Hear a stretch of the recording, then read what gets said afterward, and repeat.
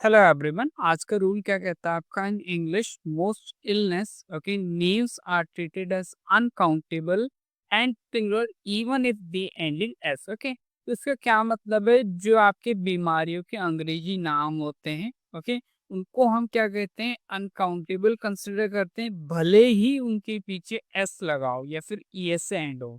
Example देख लेते हैं। Once you have had measles you don't catch it again. Okay, तो यहाँ पे मीजल्स जो है वो आपका क्या है, डिजीज का नेम है। ठीक है, इसके पीछे एस लगाओ, लेकिन ये क्या है, आपका अनकाउंटेबल है और आपका सिंगुलर।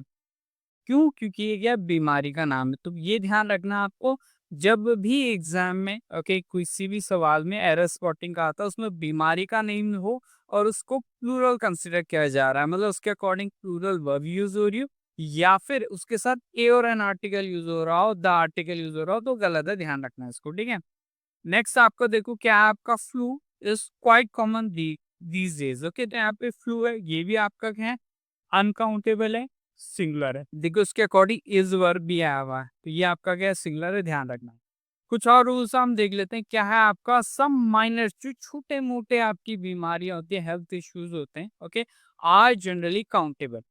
फॉर एग्जाम्पल क्या हम कह सकते हैं, a cold, a short, throat हम कह सकते हैं, अ हेडेक कह सकते हैं। ओके, तो जो छोटी मोटी बीमारियां है ना, उनको हम काउंटेबल कंसिडर कर सकते हैं, उनका ए और एन आर्टिकल हम यूज कर सकते हैं। ओके, एक और पॉइंट है यहाँ पे, how ever words like tooth हो गया, ईयर एक हो गया, स्टमक एक हो गया, बैक एक हो गया, are typically uncountable in British English. तो इन वर्ड्स को हम क्या करते हैं, ब्रिटिश इंग्लिश में, ठीक है, जो हम क्या करते हैं एसएससी वगैरह एग्जामिनेशन में यूज होती, ठीक है, इंडिया में बेसिकली ब्रिटिश इंग्लिश वाला होता है, वहां पे ये वर्ड आपके अनकाउंटेबल होते हैं। लेकिन अगर आप अमेरिकन इंग्लिश की बात करें ना, तो इन टर्म्स को क्या काउंटेबल कंसिडर किया जाता है, यानी इनके साथ ईयर और आर्टिकल हम यूज कर सकते हैं।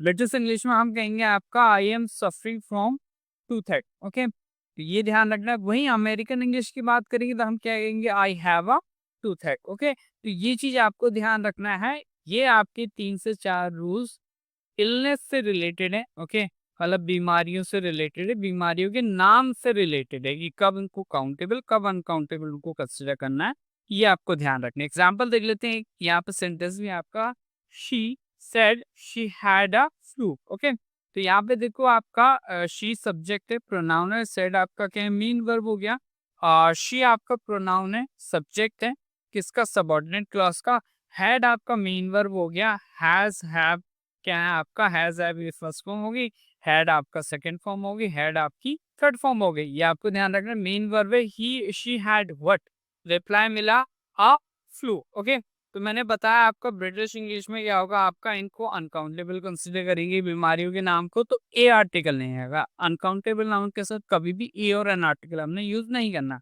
तो यहाँ पे एक कैंसिल हो जाएगा, तो क्या हो जाएगा आपका, she said she had flu, simple बात है। और शी सेड आपका क्या है, मेन क्लॉज हो गया, और सेड का ऑब्जेक्ट है आपका यहाँ पे शी हैड फ्लू। तो ये आपको ध्यान रखना।